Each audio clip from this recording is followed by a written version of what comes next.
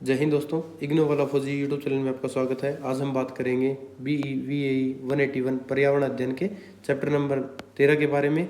Chapter number 12 तथा उससे पहले वाले चैप्टर हम ऑलरेडी कवर कर चुके हैं, जो हमारी प्लेलिस्ट में जाकर आप देख सकते हैं। चैप्टर नंबर 13 है मानव समुदाय तथा पर्यावरण के बारे में। अगर आपको इग्नो से रिलेटेड कोई भी सोल्ड असाइनमेंट की PDF चाहिए तो दिए गए नंबर पर आप व्हाट्सएप मैसेज करके प्राप्त कर सकते हैं। उसकी एकदम फ्री ऑफ कॉस्ट रहेगा। आपको 8 सब्जेक्ट के असाइनमेंट बिल्कुल फ्री मिलेंगे। इसके लिए आपको चैनल को सब्सक्राइब करना होगा तथा जो वीडियो डिस्क्रिप्शन में दिया गया है चैनल का लिंक, उस पर जाकर आपको चैनल को ज्वाइन करना होगा। इतना करने पर अगर आप अपनी लिस्ट भेजते हैं असाइनमेंट की तो आपको असाइनमेंट फ्री ऑफ कॉस्ट मिलेगा। ये सर्विसेज आपको आज तक किसी ने नहीं दी है। मैं आपको दिसंबर 2026 तक सारे असाइनमेंट फ्री ऑफ कॉस्ट दे रहा हूँ। अगर आपने अभी तक चैनल को सब्सक्राइब नहीं किया तो चैनल को सब्सक्राइब कर लें। हमारे चैनल पर आपको सोल्ड असाइनमेंट की PDF तथा सारे चैप्टर का सॉल्यूशन मिलेगा। अब बात करते हैं इस चैप्टर के बारे में बिना देरी किए। इस चैप्टर के बारे में देखने से पहले ये देख लेते हैं कि इसकी जो लास्ट ईयर के प्रीवियस ईयर के क्वेश्चन पेपर हैं वो किस प्रकार के हैं, ताकि इस चैप्टर के पढ़ने से पता लग जाएगा कि हमें किस प्रकार स्टडी करनी है। पहला क्वेश्चन है, निम्न में से किस राज्य की जनसंख्या वृद्धि दर सबसे कम रही है? तो इसका राइट आंसर होगा केरल। भूस्खलन, भूकंप इत्यादि आपदाओं को किस श्रेणी में आते हैं? ये आते हैं भौगोलिक श्रेणी में। भारत में योजनाबद्ध बसा शहर कौन सा है? इसका राइट आंसर होगा चंडीगढ़। भारत का सर्वाधिक नगरीकरण वाला राज्य कौन सा है? तो इसका राइट आंसर होगा गोवा। भारत में पहली बार जनगणना कब हुई थी? इसका राइट आंसर होगा 1872। वर्ष 2018 में भारत की जनसंख्या कितनी थी? 135.7 करोड़। कौन से वन सुनामी से बचाते हैं? मैंग्रोव वन सुनामी से बचाते हैं। भूकंप को किस स्केल पर मापा जा सकता है? तो इसका आएगा रिएक्टर स्केल, इसका राइट आंसर होगा। साइलेंट वैली आंदोलन कहाँ पर हुआ था? इसका राइट आंसर होगा केरल में। चिपको आंदोलन कब शुरू हुआ था? 1970 में ये शुरू हुआ था। ये हमारे 10 इंपॉर्टेंट MCQ क्वेश्चन थे। इस प्रकार ये हमारे इस चैप्टर से क्वेश्चन आ सकते हैं। अब देखते हैं इस बुक की थ्योरी, जो हम बिल्कुल इजी है, आराम से समझ सकते हैं। इसमें देखेंगे पहला क्वेश्चन है, भारत में जनसंख्या तेजी वृद्धि के कारण, प्रभाव व उपाय का विस्तार से समझाइए। इसमें है इसकी परिभाषा। तो जनसंख्या क्या है? बहुत तेजी से हमारे भारत की ग्रो कर रही है। आज जनसंख्या के मामले में भारत पहले नंबर पर है। विश्व में सर्वाधिक जनसंख्या भारत की है। पहले चीन पहले नंबर पे था, परंतु अब भारत पहले नंबर पे आ गया है। अगर हम जमीनी स्तर का रेशियो देखें भारत, चीन और अदर देशों में, तो भारत का इसमें 7वां स्थान आता है। मतलब पॉपुलेशन नंबर 1 की और जमीन 7वें नंबर की। मतलब क्या है, जनसंख्या बहुत तेजी से वृद्धि हो रही है। इसके कारण हम पर इसके क्या कारण है, इसके क्या प्रभाव पड़ेंगे, इसका क्या उपाय कर सकते हैं, इसके बारे में जानेंगे। इंपॉर्टेंट क्वेश्चन है, आराम से देखिएगा। जनसंख्या विस्फोट वो हालात है जब लोगों की संख्या उस संख्या से बढ़ जाए जो पृथ्वी पर आराम, खुशी से और स्वस्थ रूप से रह सकती है, फिर भी भविष्य की पीढ़ियों के लिए दुनिया रहने योग्य बनी रहे, ऐसी स्थिति बरकरार रख सकती है। इस परिभाषा से यह पूरी तरह साफ हो जाता है कि जनसंख्या विस्फोट सिर्फ जनसंख्या अधिक नहीं है, बल्कि यह मौजूद संसाधनों पर निर्भर है। अगर संसाधन काफ़ी मात्रा में उपलब्ध हैं तो जनसंख्या को भयानक नहीं कहा जा सकता। इसके तेज वृद्धि के कारण क्या है? मृत्यु दर में गिरावट आई है। पहले क्या था, पुराने ज़माने में इलाज कम था, चिकित्सा सुविधाएं कम थी। इस कारण क्या है, जो बच्चा जन्म लेता था वो मर जाता था। उसकी मदर क्या थी, जो जन्म देने वाली है लेडीज, वो एक्सपायर कर जाती थी। तो अब क्या हुआ, टेक्नोलॉजी हाई आ गई है, स्वास्थ्य चिकित्सा सेवाओं में बड़े सुधार हुआ है। तो उसके कारण क्या है, मृत्यु दर में गिरावट आ गई है। मृत्यु दर में पिछले कुछ दशकों में महत्वपूर्ण कमी आई है। आज प्रति सेकंड 3 लोगों की जनसंख्या में वृद्धि हो रही है। इस दर पर विश्व की जनसंख्या प्रति 40 वर्षों में दुगनी हो जाएगी। मतलब विश्व में क्या है, अगर इसी वृद्धि से जनसंख्या बढ़ती रही तो अगले जो 40 साल है उसमें हमारी जनसंख्या डबल हो जाएगी। खाद्य सुरक्षा, कृषि उत्पादन में काबिल तारीफ बढ़ोतरी हुई है। इसका एक कारण है हरित क्रांति। नई उन्नत किस्में के बीजों का उपयोग, उर्वरक, कीटनाशक, मशीनों इत्यादि की उपलब्धता, बेहतर सिंचाई व्यवस्था कृषि से तेजी से फैलाव हो गया है। इससे क्या है, ज़्यादा लोगों को खाने में सुरक्षा मिल पाई है। लोक स्वास्थ्य सेवाओं में सुधार हुआ है। पहले मेडिकल फैसिलिटीज कम थी, अभी मेडिकल फैसिलिटी ज़्यादा हुई है। इसलिए भी क्या है, मृत्यु दर कम हो गई है, जन्म दर बढ़ चुकी है, तो इसलिए जनसंख्या की बढ़ोतरी हो रही है। टीकाकरण, पहले क्या है, कुछ रोग ऐसे थे जिसके कारण मृत्यु हो जाती थी, परंतु उनका पहले ही रोकथाम कर दी गई है। टीकाकरण के द्वारा उनको रोका जा रहा है, जिसके कारण क्या मृत्यु दर कम हो गई है। तो ये एक रीजन है। जनसंख्या विस्फोट के परिणाम क्या है वो देखेंगे, ये इंपॉर्टेंट है। ये देखिएगा, मोल्थस 1798 ने अपने प्रसिद्ध निबंध जनसंख्या के नियमों पर लेख में स्पष्ट तौर पर लिखा था कि जब जनसंख्या प्राप्त संसाधनों की तुलना से ज़्यादा बढ़ जाएगी तो मृत्यु दर में बढ़ोतरी हो जाती है। जनसंख्या विस्फोट के मुख्य परिणाम हैं राष्ट्रीय संसाधनों पर दबाव। इसे क्या परिणाम हो सकते हैं अगर ज़्यादा जनसंख्या हो जाएगी तो जो हमारे संसाधन हैं उस पर दबाव आ जाएगा, उनका जो अवेलेबिलिटी है वो कम है, उनका दोहन ज़्यादा हो जाएगा तो क्या हो गया, उन पर दबाव आएगा। प्रदूषण, हर प्रकार का प्रदूषण बढ़ेगा। जैसे जनसंख्या बढ़ेगी, पानी की डिमांड बढ़ रही है, उनको खाने की डिमांड बढ़ रही है तो फर्टिलाइजर बढ़ रहे हैं, फर्टिलाइजर बढ़ेंगे, पानी में उनको क्या है जो अपशिष्ट पदार्थ होंगे पानी में मिलेंगे, वो उनको बनाने के लिए एनर्जी चाहिए कि उसके लिए कोयला जलेगा, फिर ऊपर से क्या है उनको बनाने में प्रोसेस होगा, उससे क्या है धुआं जाएगा, इससे क्या होगा वायु का प्रदूषण होगा। कारखाने चलेंगे और चलेंगे, इंडस्ट्री चलेगी तो क्या होगा शोर मचेगा, तो ये क्या होगा, ये प्रदूषण बढ़ेगा। तो इस प्रकार क्या है मिट्टी की उर्वरता कम हो जाएगी, इस प्रकार क्या है प्रदूषण की मात्रा में बढ़ोतरी होगी। गरीबी, जैसे जैसे जनसंख्या बढ़ेगी रोजगार कम हो जाएंगे, भूखमरी बढ़ जाएगी और कई प्रकार के संकट गहरा जाएंगे, प्रदूषण बढ़ जाएगा। गरीबी का मुख्य कारण क्या है, रोजगार नहीं रहेंगे तो गरीबी बढ़ जाएगी, गरीबी होगी तो खाना नहीं मिल पाएगा तो क्या होगा भूखमरी बढ़ जाएगी, इस प्रकार क्या है गरीबी बढ़ेगी। सामाजिक अशांति फैल जाएगी, जनसंख्या विस्फोट गरीबी और प्राकृतिक संसाधनों की कम उपलब्धता से जुड़ा हुआ है। अधिक जनसंख्या के कारण अनगिनत लोग क्या है रोटी पानी आश्रय शिक्षा और रोजगार से वंचित रह जाते हैं। ये लोग असामाजिक हरकतों के शिकार हो जाते हैं और सामाजिक अशांति का कारण बनते हैं। अगर क्या होगा किसी जो लोग हैं मान लो जनसंख्या इतनी बढ़ गई है, उनको क्या है बहुत सारे लोगों को रोटी नहीं मिल पा रही है, पानी पीने के योग्य नहीं मिल पा रहा है, उनको रहने के लिए जगह नहीं है, पढ़ने के लिए शिक्षा नहीं है और काम करने के लिए रोजगार नहीं है तो कमा नहीं पाएंगे, इस कारण गरीबी बढ़ रही है। और ये क्या होगा समाज में क्या है असामाजिक हरकतें करेंगे जिसके कारण क्या होगा सामाजिक अशांति बढ़ेगी और ये सामाजिक अशांति का कारण बनेंगे। इस समस्या का समाधान क्या है, पहला है जागरूकता, लोगों को जागरूक करो कि जनसंख्या को कंट्रोल करो। अगर आप क्या है एक एक माता पिता 10-10 बच्चे कर रहा है, 12-12 बच्चे कर रहा है, 5 बच्चे कर रहा है, 4 बच्चे कर रहा है तो क्या होगा उस पर लोड बढ़ेगा, उसको ज़्यादा कमाना पड़ेगा। वो पहले ही गरीबी की हालत में, उसके 4 बच्चे हैं वो कैसे पालेगा, जिसके 10 बच्चे हैं वो कैसे पालेगा, उसको शिक्षा कैसे देगा, उसको रोटी कैसे देगा, उसको अच्छे संस्कार कैसे देगा। इसलिए क्या है जागरूकता होना जरूरी है। जनसंख्या आकार वृद्धि दर प्राकृतिक संसाधनों पर बुरा प्रभाव इत्यादि तथ्य पर नागरिकों के दिलो दिमाग में होने चाहिए, मतलब लोगों के माइंड में होना चाहिए कि इतनी जनसंख्या है, इतनी संसाधन है हमारे पास, अगर इससे ज़्यादा बढ़ेगी पॉपुलेशन कंट्रोल नहीं हुई तो बुरी हालत होने वाली है, एकदम अशांति फैल जाएगी, अपराध इतने बढ़ जाएंगे। तो इसलिए क्या है जनसंख्या संबंधी मुद्दों को हर नागरिक मंच पर चर्चा का विषय बनाना चाहिए ताकि जनसंख्या विस्फोट के प्रति जनता को सचेत किया जा सके। अगला है शिक्षा के माध्यम से लोगों को शिक्षित करो। अगर लोग शिक्षित होंगे समझेंगे तो उन जागरूक भी होंगे, जागरूक होंगे तो जनसंख्या कंट्रोल अपने आप हो जाएगी। परिवार नियोजन, व्यक्तिगत स्वतंत्रता, मानव अधिकार और सामूहिक जिम्मेदारी किसी भी परिवार को अपने परिवार के आकार को छोटा करने के लिए प्रेरित करने वाली कुंजियां हैं। परिवार नियोजन का फैसला आने वाली पीढ़ियों को प्रभावित करेगा। अगर परिवार छोटा होगा, एक मान लो परिवार में 2 बच्चे हैं मिनिमम मान के चलो, अगर 2 बच्चे होंगे या 1 बच्चा होगा तो उसकी देखभाल वो ज़्यादा कर पाएंगे, उसको शिक्षित कर पाएंगे। अगर वो शिक्षित होगा, अच्छे संस्कार होंगे, अच्छी चीज़ का रोजगार भी प्राप्त कर सकता है, वो कभी भूखा नहीं मरेगा, ना अपने माँ बाप को भूखा मरने देगा। इसलिए परिवार नियोजन जरूरी है। परिवार नियोजन के तरीकों की जानकारी दीजिए। खास तौर पर प्रजननशील वर्ग के व्यक्तियों को गर्भ निरोधक तरीकों के बारे में जागरूक किया जाना चाहिए। तो मतलब क्या है परिवार नियोजन कैसे कर सकते हैं, उसके तरीकों के बारे में जानकारी देनी है। तो कैसे कर सकते हैं, ये संसाधन जन साधारण को उपलब्ध होने चाहिए। 1984 में विश्व प्रजनन सर्वे में पाया गया कि विकासशील देशों की अधिकांश माताएं ज़्यादा बच्चा नहीं चाहती, लेकिन उन्हें गर्भ निरोधक तरीकों का न पता होने के कारण वे सरलता से उपलब्ध हैं और नई वे सरलता से उपलब्ध है। क्या है लोग इसको शर्म मानते हैं इस चीज़ में कि भाई हाँ वो इस बारे में बात कर रहे हैं, परिवार नियोजन के बारे में बात कर रहे हैं, प्रजनन के बारे में बात कर रहे हैं। अगर उनको मतलब कोई फैसिलिटी चाहिए, गर्भ निरोधक चाहिए, उसके बारे में बात करते हैं, लोग शर्म मानते हैं, वो आपस में बात नहीं कर पाते। अगर आप किसी मतलब ऐसी बात करोगे, चर्चा करोगे तो वो शर्म का विषय माना जाता है हमारे देश में। तो क्या है इनके परिवार नियोजन के तरीकों की जानकारी देनी चाहिए लोगों को, स्त्रियों को जानकार बनाना चाहिए क्योंकि ये चीज़ें वही ज़्यादा कंट्रोल कर सकती हैं। स्त्रियों का स्तर, जनसंख्या विस्फोट की समस्या का हल स्त्रियों के सामाजिक स्तर से सीधा जुड़ा है।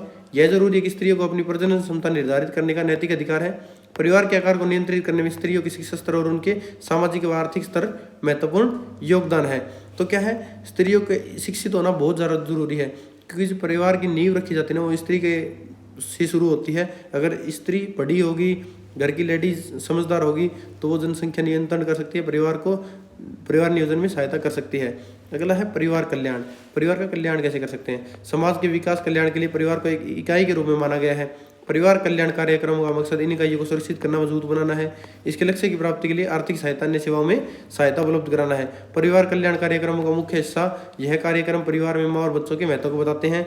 अगर जनसंख्या इसी रफ्तार से बढ़ती रही तो 2080 तक यह 24 अरब हो जाएगी, जो कि एक बहुत ही मतलब सोच से परे है। इतनी ज़्यादा जनसंख्या हो जाएगी। इतनी संख्या में परिवार कल्याण चिकित्सा सेवाओं को उपलब्ध कराना एक सपना बनकर रह जाएगा। इसलिए परिवार कल्याण कार्यक्रम मुख्य लक्ष्य है परिवार के आकार को छोटा करना, जनसंख्या को स्थिर करना, ताकि संसाधनों पर सबकी उपलब्धता हो, सबको संसाधन।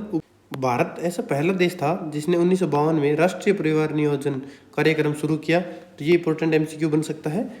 ऐसा कौन सा देश है जिसने पहली बार राष्ट्रीय परिवार नियोजन कार्यक्रम शुरू किया? किस वर्ष में किया? 1952 में किया। जिसका लक्ष्य क्या था? परिवार के आकार को ऐसे स्तर तक सीमित करना जिससे जन्म दर में जनसंख्या को स्थिर करने के लिए आवश्यक स्तर की गिरावट आ जाए। लेकिन यह कार्यक्रम अपने उद्देश्य में असफल रहा, क्योंकि अब भारत की जनसंख्या 1 अरब से भी अधिक है। भारत का भू क्षेत्र विश्व का सिर्फ 2.4% है, जबकि इसकी जनसंख्या विश्व में 16% है। इसके परिवार कल्याण के कार्यक्रम बुरी तरह प्रभावित हुए हैं। सन 2000 की राष्ट्रीय जनसंख्या नीति के मुख्य उद्देश्य क्या थे? 14 साल की आयु तक स्कूल की शिक्षा मुफ्त और आवश्यक करना, माँ और नवजात की मृत्यु दर में कटौती करना, बच्चे में टीके से बचाने योग्य बीमारियों का टीकाकरण करना, लड़कियों की कम से कम 18 वर्ष हो तो 20 मतलब कम से कम 18 वर्ष से ज़्यादा होनी चाहिए लड़की, उससे कम में शादी नहीं कर सकते। प्रसव संस्थाओं में या प्रशिक्षित लोगों द्वारा प्रजनन नियंत्रण और गर्भ निरोधक उपाय के बारे में दूर दूर तक प्रचार करना, एड्स के फैलाव को कम करना, संक्रामक रोगों को रोकना, उनसे बचाव करना, छोटे परिवार के विचार को बढ़ावा देना। अगर इन उद्देश्यों को पूरा कर लिया जाता तो भारत की जनसंख्या 2010 में 116 करोड़ की बजाय 110 करोड़ होगी या होती। परंतु आज के दिन में अगर आप 2025 में बात करेंगे तो 150 करोड़ हमारी क्रॉस कर चुकी है। भारत में जनसंख्या वृद्धि के मुख्य कारण क्या है? गर्भ निरोधक संसाधनों की उपलब्धता न होना, लड़कियों की छोटी उम्र में शादी हो जाना, अनपढ़ता होना, परिवार नियोजन के प्रति अज्ञानता का होना। क्या है? परिवार नियोजन का ज्ञान न होना। और अगला क्या है? परिवार नियोजन के बारे में जानेंगे। परिवार नियोजन क्या है? ये हमने ऊपर तक पढ़ लिया था कि परिवार नियोजन क्या है, ये कैसे किया जाता है। अगला है गर्भ निरोधक गोलियों के बारे में जानेंगे। तो इसमें क्या है? इन गोलियों में हार्मोन जैसे कि ओस्ट्रोजोन, प्रोटोजोन होते हैं। यह अंडा निकालने की प्रक्रिया में बाधा डालती है। अगर क्या है किसी का गर्भ ठहर जाता है तो इन गोलियों द्वारा गर्भ निरोधक प्रक्रिया की जाती है। इसके फायदे क्या हैं? यह तरीका स्त्री द्वारा नियंत्रित है, भरोसेमंद व असरदार है। कमियां क्या है इनकी? नियमित रूप से ये खानी पड़ती हैं। कुछ अस्थायी दुष्प्रभाव जैसे कि उल्टी आना, थकावट इत्यादि हो सकता है।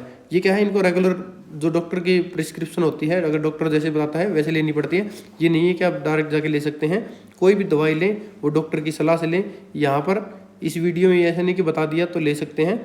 आप डॉक्टर बताएगा, डॉक्टर सलाह देगा, उसी हिसाब से लेना है आपको। इंट्रा यूटेराइन उपकरण IUD, यह छोटा सा उपकरण होता है जिसके तने पर तांबे की तार बंधी हुई होती है। इसे गर्भाशय के अंदर लगाया जाता है और यह गर्भधारण को बाधित करता है। इसके फायदे क्या हैं? स्त्री नियंत्रित विधि होती है, लंबे समय तक गर्भधारण से बचाव किया जा सकता है 5 से 10 वर्ष तक, और यह भरोसेमंद और प्रभावी तरीका है। इनकी कमियां क्या है? लगाने के कुछ दिन तक खून का रिसाव होगा, मांसपेशियों में खिंचाव होगा, सेक्स से संक्रमित रोगों से कोई बचाव इससे नहीं होगा, गर्भाशय में छेद हो सकता है इसके कारण। तो ये इसकी कमियां हैं। तो इतनी ज़्यादा सक्सेसफुल ये नहीं है। पुरुष कॉन्डम, यह रबड़ की एक नली जैसा होता है जो पुरुष के लिंग पर संभोग की क्रिया के दौरान लगाया जाता है। फायदे क्या हैं इसके? आसानी से उपलब्ध है, HIV और अन्य सेक्स के दौरान फैलने वाली बीमारियों से बचाव करता है, कोई दुष्प्रभाव नहीं है। ये थोड़ा इजी है, इसकी अवेलेबिलिटी भी ज़्यादा है। इसकी कमियां क्या हैं? पुरुष के सहयोग की आवश्यकता है। अगर आपको ठीक विधि से न हो इसका उपयोग आए तो इसकी असफलता के काफ़ी चांस हैं। इसके सक्सेस रेट भी थोड़े कम हैं। स्त्री कॉन्डम, यह पतली, ढीली और मुड़ने वाली रबड़ की नली होती है जो स्त्री के यौन में अंदर रखी जाती है। इसके फायदे क्या है? स्त्री नियंत्रित विधि है, सेक्स द्वारा फैलने वाले रोगों से बचाव करती है। उपयोग क्या है? इसकी उपयोग की विधि कठिन है, असफलता के मौके काफ़ी हैं। शुक्राणु मारक दवाइयाँ, यह क्रीम या जेली के रूप में उपलब्ध होती है। इसकी असफलता का प्रतिशत काफ़ी ज़्यादा है, इसलिए सिर्फ इस विधि पर निर्भर नहीं रहा जा सकता। इसकी फेलियर रेट ज़्यादा है, तो ये ज़्यादा इंपॉर्टेंट नहीं है। नसबंदी, पुरुष नसबंदी, इस विधि में पुरुष की शुक्राणु ले जाने वाली नसों को काट कर बंद कर दिया जाता है। स्त्री नसबंदी, इसमें फेलोपियन नलिकाओं को विभिन्न विधियों जैसे कि दूरबीन विधि द्वारा बंद किया जाता है। इससे शुक्राणु को अंडे से मिलने नहीं दिया जाता, इससे क्या होगा, गर्भपात नहीं ठहरेगा। गर्भपात, इस विधि में माँ के शरीर से भ्रूण को निकाल दिया जाता है। इसके फायदे क्या हैं, 100% सफलता होती है। कमियां क्या है, मानसिक दबाव वाला तरीका है, माँ के जीवन को खतरा हो सकता है इससे। अन्य विधियां क्या हैं, अन्य विधियों में प्राकृतिक तरीके शामिल है, जैसे कि संभोग की क्रिया के दौरान वीर्य को योनि से बाहर निकाल दिया जाए, कि इसकी भी ज़्यादा सक्सेस रेट नहीं है। तो इन प्रकार की क्रियाओं को कर आप क्या कर सकते हैं, परिवार नियोजन की प्रक्रियाओं को सफल बना सकते हैं। अगला क्वेश्चन है, प्राकृतिक आपदा प्रबंधन के विभिन्न तरीकों को समझाइए। ये इंपॉर्टेंट है, थोड़ा ध्यान से देखिएगा। इसमें सारे बाढ़, जो तूफान है, इन सब के बारे में जानकारी दी गई है, तो उसके बारे में देखते हैं। CBDM दृष्टिकोण क्या है, तो आपदा जोखिम प्रबंधन में समुदाय की भागीदारी। आपदा जोखिम प्रबंधन की प्रक्रिया क्या है, आपदा जोखिम प्रबंधन की रणनीतियाँ क्या है, मल्टी स्केल और मल्टी स्टेक होल्डर पार्टनरशिप क्या है। CBDM यह मानता है कि लोग आपदा से बचने के लिए खुद प्रयास करते हैं, समुदाय में विभिन्न समूहों की पहचान करना, समुदाय आधारित आपदा प्रबंधन योजना बनाना।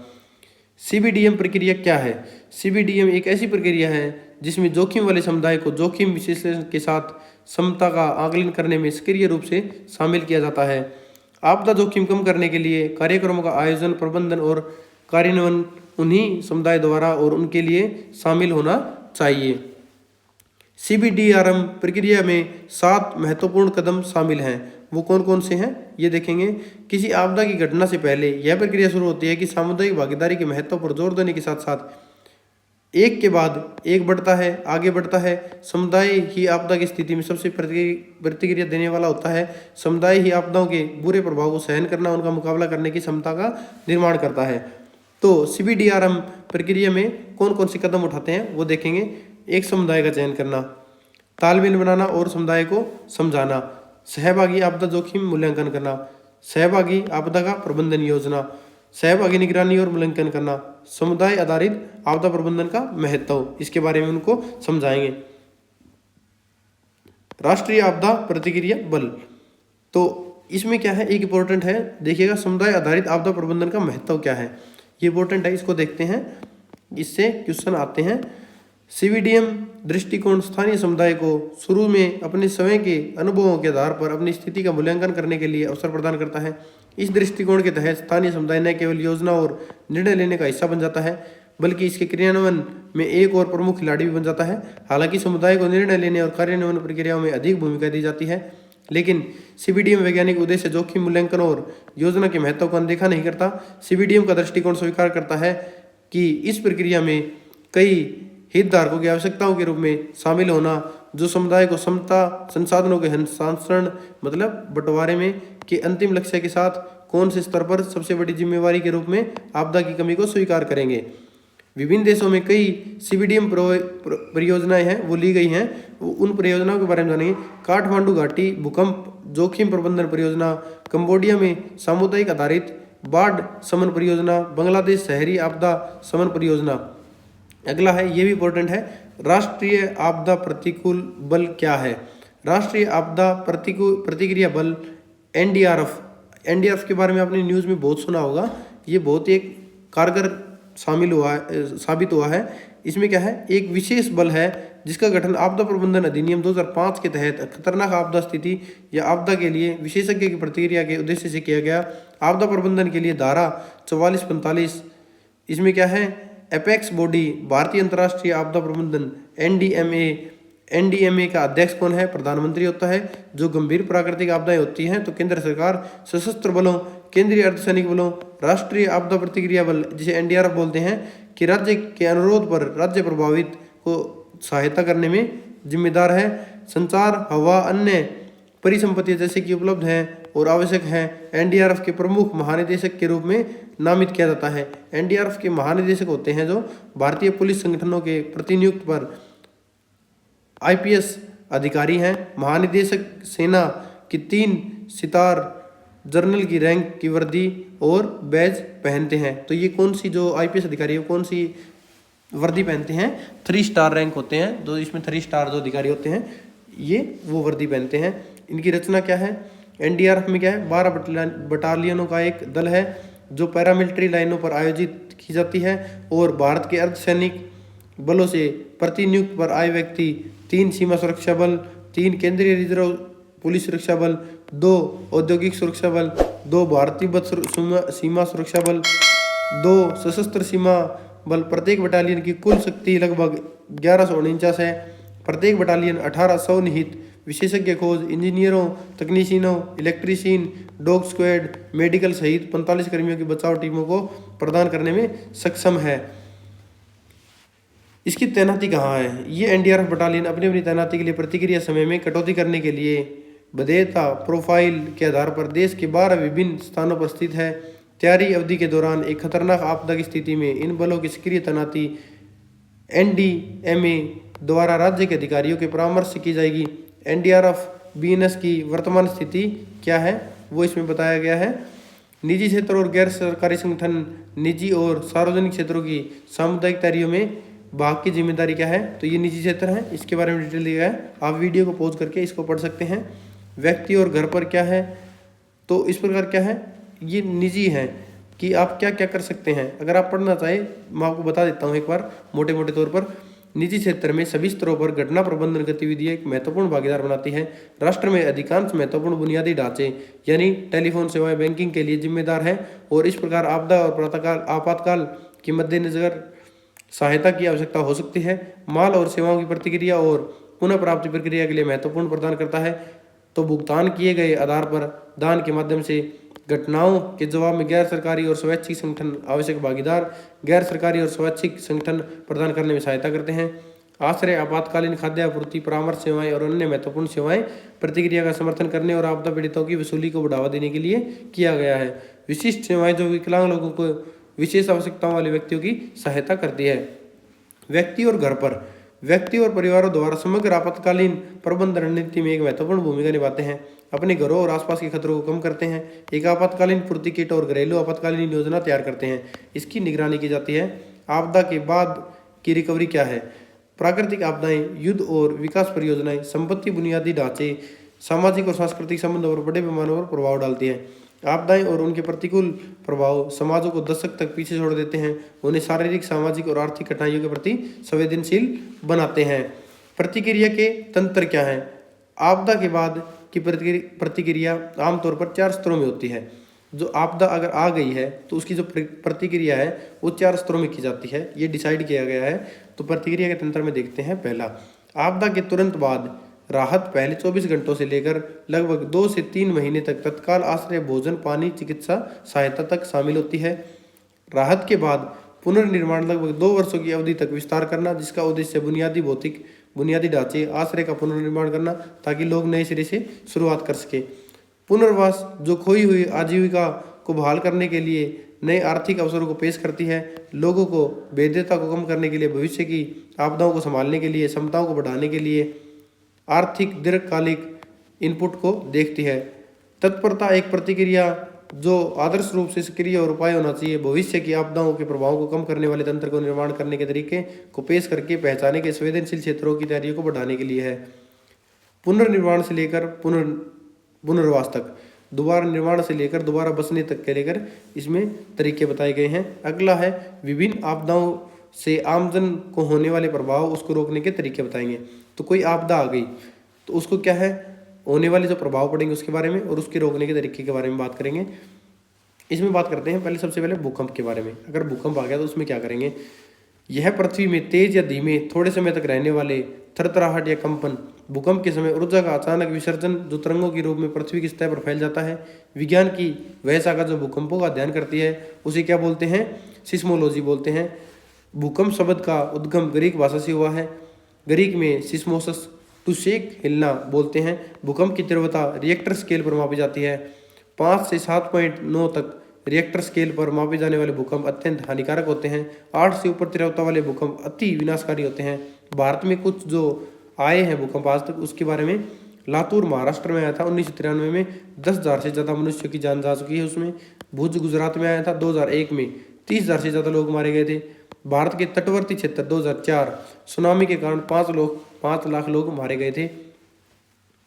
भूकंप के उद्गम स्थल पृथ्वी के भीतर को फोकस या हाइपोसेंटर कहते हैं। हाइपोसेंटर के लंब पर धरती की सतह पर धरती वाले स्थान को एपिसेंटर कहते हैं। जो हाइपोसेंटर के लंब पर है ना, धरती की सतह वाले स्थान को एपिसेंटर बोलते हैं। भूकंप के कारण क्या है? भूमि के अंदर टेक्टोनिक प्लेट की हलचल के कारण आता है। ज्वालामुखी विस्फोट, भूमिगत जल का बहाव, भूमि के अंदर नाभिक के परीक्षण और गहरे खनन के कारण भूकंप आते हैं। भूकंप के प्रभाव क्या पड़ते हैं? पहाड़ी क्षेत्रों में भूस्खलन आ जाता है। मानव निर्मित इमारतें, बांधे इत्यादि को नुकसान पहुंचता है। वनस्पति प्राणियों को नुकसान पहुंचता है। सतह की संरचना में परिवर्तन आ जाता है। आग लग जाती है, जान माल को हानि होती है। भूकंप के प्रबंधन क्या है? भूकंप आने से पहले क्या कर सकते हैं? भूकंप रोधी भवनों का निर्माण करो। लकड़ी के घर खासकर भूकंपग्रस्त क्षेत्रों में बनाए जाएं। भूकंपग्रस्त क्षेत्रों में रहने वाले लोगों को भूकंप के बारे में जागरूक करने से नुकसान को कम किया जा सकता है। भूकंप के बाद क्या करें? मलबा हटाने की कार्यवाही बहुत जल्दी की जाए ताकि दबे हुए लोग हैं उनकी जान बचाई जा सके। चिकित्सा सहायता का प्रबंधन करना चाहिए। जल्द से जल्द संचार व्यवस्था बहाल की जानी चाहिए। भूकंप पीड़ितों की जल्द से जल्द पुनर्स्थापना की जानी चाहिए। अगला है बाढ़ के बारे में पढ़ेंगे। तो बाढ़ के क्या कारण है? अत्यधिक बारिश होना, भूसरण से मृदा के नीचे मैदानी क्षेत्रों में बहकर आ जाती है। पानी का बहाव कम होने से यह नदियों के तल में बैठ जाती है, जिससे नदियां उथली हो जाती हैं और बाढ़ आने की संभावना बढ़ जाती है। वन विनाश, बांध निर्माण, सड़कों का निर्माण इत्यादि मानव गतिविधियां भी बाढ़ को बढ़ाती है। नदियों की नियमित देखभाल, सफाई, रुकावटों को दूर करने से नदियों में बाढ़ आ सकती है। उदाहरणतः मीठी नदी के रास्ते में बनी हुई झुग्गी झोपड़ियों के कारण मुंबई 2005 में बाढ़ आ गई थी। तो मतलब क्या है, अभी लेटेस्ट बाढ़ इसका एग्जाम्पल है, जो कि पंजाब और हरियाणा में आई थी। लोगों की हालत बहुत बदतर हो गई थी, लोगों के घर टूट गए थे। पूरा पंजाब और लगभग आधा हरियाणा पानी में जगमग हो गया था। बाढ़ के प्रभाव क्या है? संपत्ति को नुकसान पहुंचता है, जान माल की हानि होती है, भूमि की उपजाऊ शक्ति कम होती है, फसलों को नुकसान पहुंचता है। बाढ़ जाने के बाद महामारी फैल जाती है। इसके प्रबंधन क्या है? बाढ़ से पहले क्या करें? नदी के रास्ते को साफ करो, रुकावट रहित रखो, नदी के किनारों पर वृक्ष लगाओ, बाढ़ के बारे में लोगों को जागरूक करो, आदर क्षेत्र का संरक्षण करो, चेक बांध का निर्माण करें। बाढ़ के समय क्या करें? बाढ़ प्रभावित क्षेत्रों से लोगों को सुरक्षित स्थानों पर ले जाओ, बाढ़ के दूसरे क्षेत्रों में फैलने से रोको, प्रभावित क्षेत्रों में खाद्य सामग्री और दवाई पहुंचाओ। बाढ़ के बाद क्या किया जाए? बाढ़ खत्म हो गई, मनुष्य व जानवरों के मृत शरीर को धरती के नीचे दबा दो या जला दो। बाढ़ प्रभावित लोगों की पुनर्स्थापना करवाओ। चक्रवात, चक्रीय अंडाकार आकार में तेज हवाओं का चलना। इस क्षेत्र तूफान में चक्र के भीतर कम दबाव वाला क्षेत्र होता है और बाहरी अधिक दबाव वाला क्षेत्र होता है। इसका व्यास कितना है? 650 किलोमीटर तक हो सकता है। इसकी स्पीड, चक्रवात वायुमंडल में सबसे भयानक विनाशकारी शक्तिशाली तूफानों में से एक है। ये लट्टू की तरह चलते हैं। उत्तरी गोलार्ध में यह एंटी क्लॉकवाइज व दक्षिणी गोलार्ध में यह क्लॉकवाइज होते हैं। विभिन्न क्षेत्रों में इन्हें किस किस नाम से जाना जाता है? समुद्री तूफान, उत्तर अटलांटिक महासागर। टाइफून किसे बोलते हैं? चीन, जापान और दक्षिण पूर्वी एशिया। चक्रवात भारतीय उपमहाद्वीप में विलिस, ये क्या है? ऑस्ट्रेलिया। टॉर्नेडो जर्मनी में बोला जाता है। चक्रवात तेज हवाओं 150 से 450 किलोमीटर प्रति घंटे की रफ्तार से अत्यधिक बारिश के कारण अत्यंत विनाशकारी होते हैं। इसका प्रबंधन क्या है? चक्रवात से पहले क्या कर सकते हैं? मौसम विभाग इसकी जानकारी देता है। चक्रवात जो प्रभावित इलाके हैं, क्षेत्रों में चक्रवात संबंधी सूचनाएं बांटी जाती हैं या प्रसारित की जाती हैं। तटीय क्षेत्रों में ज़्यादा वृक्ष लगाए जाते हैं। भवनों का निर्माण ऐसा हो कि तेज हवाओं से उनका नुकसान न हो, उनको सह सके। चक्रवात के बाद क्या कर सकते हैं? चिकित्सा सहायता व खाद्य सामग्री का प्रबंधन कर सकते हैं। प्रभावित लोगों को पुनर्स्थापना की जा सकती है। मृत शरीरों का निपटारा ताकि महामारी से बचा जा सके। भूस्खलन, चट्टानों व मिट्टी को अपने स्थान से गुरुत्वाकर्षण बल के कारण खिसकना भूस्खलन बोलते हैं। इसके कारण क्या हो सकते हैं? रासायनिक, भौतिक और जैव कारणों से चट्टानों का टूटना, अत्यधिक बारिश का होना, वनों के विनाश का कारण। प्रभाव क्या पड़ते हैं? आवासीय क्षेत्रों में भूस्खलन जान माल की स्थिति करता है, वनस्पति एवं प्राणियों को नुकसान पहुंचाता है, सड़क अवरोध करता है, यातायात में व्यवधान आता है, बाढ़ आती है, इसके कारण नदी का बहाव रुक जाता है। प्रबंधन क्या? भूस्खलन से पहले क्या कर सकते हैं? ज़्यादा से ज़्यादा पेड़ लगाओ ताकि पानी द्वारा होने वाले भूस्खलन को रोका जा सके। भूस्खलन प्रभावित क्षेत्रों में आवास न बनाएं, पत्थरों से भरे तारों के जाल को बांधना, भूस्खलन ग्रसित क्षेत्रों तथा पहाड़ों की ढलानों पर कंक्रीट की दीवारें बनाकर इसे रोका जा सकता है। भूस्खलन के बाद क्या करें? अतिशीघ्र चिकित्सा सहायता पहुंचाना, अतिशीघ्र मलबा इत्यादि हटाकर अवरोध को दूर करना ताकि नदी में आया अवरोध हट जाए और बाढ़ से बचा जा सके। सड़क से मलबा हटाकर यातायात को सुचारू रूप कर दिया जाए।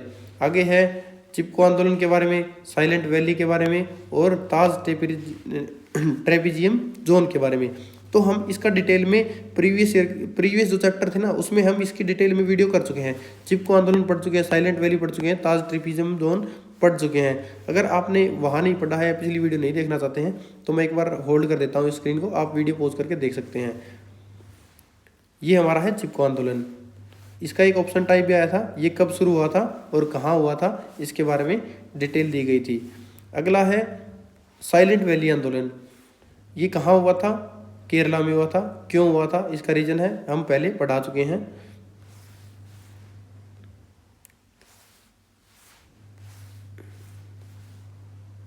आप इसको वीडियो पॉज करके देख सकते हैं या पढ़ सकते हैं अगर आपके पास टाइम अवेलेबल है तो, क्योंकि ये इंपॉर्टेंट है, थोड़ा ध्यान से देख लीजिएगा। अगला है पर्यावरण संबंध स्वास्थ्य संबंध व्याख्या करो। ये हम ऊपर वाले क्वेश्चन में पढ़ चुके हैं। जल संचयन के उपाय बताओ, ये भी कर चुके हैं पिछले चैप्टर में। राष्ट्रीय व अंतर्राष्ट्रीय संस्थाएं जो आपदा प्रबंधन में सहायक होते हैं उनकी व्याख्या करो।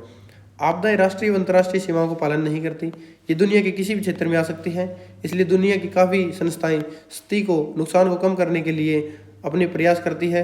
पहले सिर्फ आपदा के बाद प्रबंधन पर ध्यान दिया जाता था, लेकिन अब आपदा पूर्व प्रबंधन पर जोर है। इसमें नई नई विधियाँ उपकरणों का योगदान लिया जाता है। अंतर्राष्ट्रीय स्तर पर कई संस्थाएं आपदा प्रबंधन में सहायता करती हैं, जैसे कि FAO प्रौद्योगिकी की सहायता प्रदान करती है ताकि विपदा को कम किया जा सके। UNMDT यह राष्ट्रों को आपदा प्रबंधन के लिए तैयार करती है। संयुक्त राष्ट्र ने पिछले दशक में प्राकृतिक आपदाओं के कमी का अंतर्राष्ट्रीय दशक घोषित किया था। IDNDR international decade for natural disaster reduction राष्ट्रीय स्तर पर। इसरो मौसम संबंधी पूर्वानुमान के बारे में जानकारी देता है। DWS डिजास्टर वार्निंग सिस्टम यह सैटेलाइट द्वारा चक्रवात के बारे में सचेत करता है। अगला है जनसंख्या वृद्धि विस्फोट, ये कर चुके हैं। विश्व जनसंख्या में विषमता क्यों है, ये आप एक बार देख सकते हैं, इतना इंपॉर्टेंट नहीं है MCQ के लिए। अगर आप नॉलेज के लिए पढ़ना चाहते हैं तो वीडियो को पॉज करके आप इसको पढ़ सकते हैं। जनसंख्या विस्फोट का पर्यावरण पर प्रभाव पढ़ चुके हैं। अगला है परिवार कल्याण कार्यक्रम पढ़ चुके हैं। इसमें देखेंगे अब ये ऑप्शन, ये इस चैप्टर के सबसे इंपॉर्टेंट है, ये आप ध्यान से कर लीजिएगा। अगर ये कर लेंगे तो इसमें मैक्सिमम एग्जाम से आपको अटेम्प्ट हो जाते हैं। लिंग अनुपात क्या है? प्रति 1000 पुरुषों में महिलाओं की जनसंख्या लिंग अनुपात है। जनसंख्या में वृद्धि का आकलन किस विषय के अधीन किया जाता है? तो इसका राइट आंसर होगा जनानिकी। जनसंख्या आधार क्या है? एक निर्दिष्ट समय के भीतर एक स्थान विशेष में रहने वाले लोगों की संख्या क्या है? जनसंख्या आधार है। जनसंख्या घनत्व क्या है? प्रति इकाई क्षेत्र या संख्या उदाहरण प्रति वर्ग किलोमीटर में मनुष्य जो रहते हैं बसाव है, अन्य पशुओं की संख्या और वन के प्रति एकड़ क्षेत्र में वृक्षों की संख्या जनसंख्या घनत्व है। आयु विरचना क्या है? विभिन्न आयु समूहों के जीवों की सापेक्ष प्रचुरता की आयु विरचना है। धनात्मक वृद्धि क्या है? जनसंख्या का विस्तार धनात्मक वृद्धि है। ऋणात्मक विकास वृद्धि क्या है? जनसंख्या का अवघटन कम होना ऋणात्मक विकास है। शून्य वृद्धि क्या है? संतुलित या जनसंख्या का स्थिर विकास। जैव संभवताएं क्या है? जनसंख्या में अंतर्निहित वह शक्ति है जो पर्यावरण के अनुकूलतम दशाएं बढ़ाने का कार्य करती हैं। निर्वाह क्षमता क्या है? एक पारिस्थितिकी पर्यावरण की वह निर्वाह शक्ति जिसमें निश्चित प्रजातियां विद्यमान दशाओं में अनुकूलन कर सकती हैं। उद्वासन क्या है? एक क्षेत्र विशेष की स्थानीय जनसंख्या में कुछ लोगों का प्रतिकूल दशाओं के कारण दूसरे क्षेत्र में जाकर बसना उद्वासन है। उदाहरण भारत में कई लोगों का अरब देशों में उद्वासन। अप्रवासन क्या बोलते हैं? एक क्षेत्र विशेष के स्थानीय लोगों का किसी दूसरे क्षेत्र में जाकर बसना। बिहार राज्य के जैसे कई लोग जाते हैं पंजाब में जाकर खेती करते हैं खेती के टाइम, तो उन्हें क्या बोलते हैं? अप्रवासन बोलते हैं। सन 2001 की जनगणना के अनुसार संसार की जनसंख्या में भारत के क्या अनुपात था? 15.6% भारत की जनसंख्या का अनुपात था। 1921 की जनसंख्या विभाजन वर्ष क्यों कहा जाता है? 1921 को जनसंख्या विभाजन वर्ष क्यों बोला जाता है? इस वर्ष से जनसंख्या की दर ने बढ़ना आरंभ किया था। जनसंख्या बढ़ने के प्रमुख कारण क्या है? मृत्यु दर का गिरना, लोगों की प्रायश्चित आयु का बढ़ना जनसंख्या वृद्धि के प्रमुख कारण है।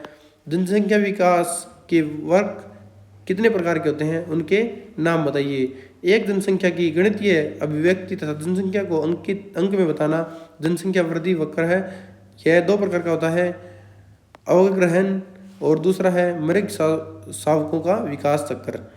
विकास वक्र। जनानिकी किसे कहते हैं, इसका क्या महत्व है। मानव जनसंख्या का वैज्ञानिक अध्ययन ही जनानिकी कहलाता है।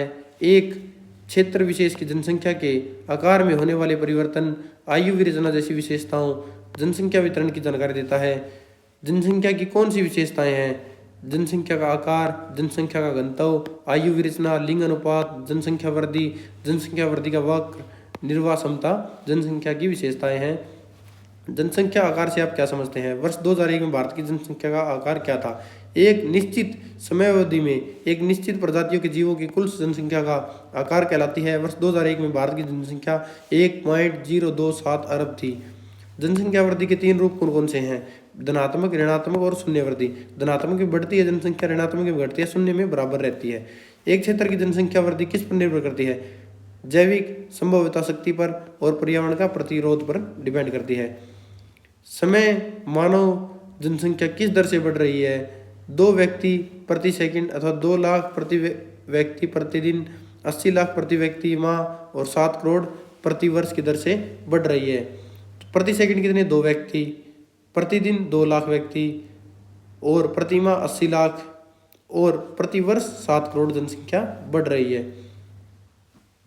जनसंख्या विकास पर नियंत्रण कैसे मुमकिन है, लोगों को पढ़ा लिखा कर, ये सारे हम डिटेल में कर चुके हैं।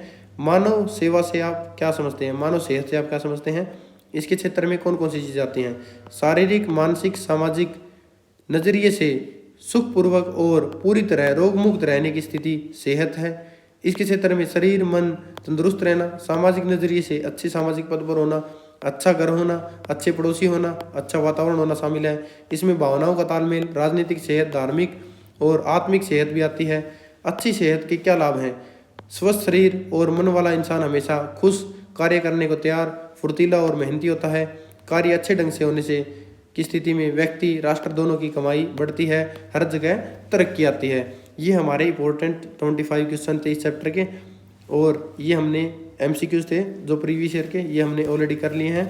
इसी प्रकार ये चैप्टर नंबर 13 कंप्लीट होता है। अगला चैप्टर नंबर 14 है जो कि इस बुक का लास्ट चैप्टर होगा। इसके बाद हमारी बुक कंप्लीट हो जाएगी। और अगर आपको इग्नो से रिलेटेड कोई भी सोल्ड असाइनमेंट की PDF चाहिए फ्री ऑफ कॉस्ट, तो आप दिए गए नंबर पर व्हाट्सएप मैसेज करके आप PDF प्राप्त कर सकते हैं। मिलते हैं अगली वीडियो में, तब तक के लिए जय हिंद।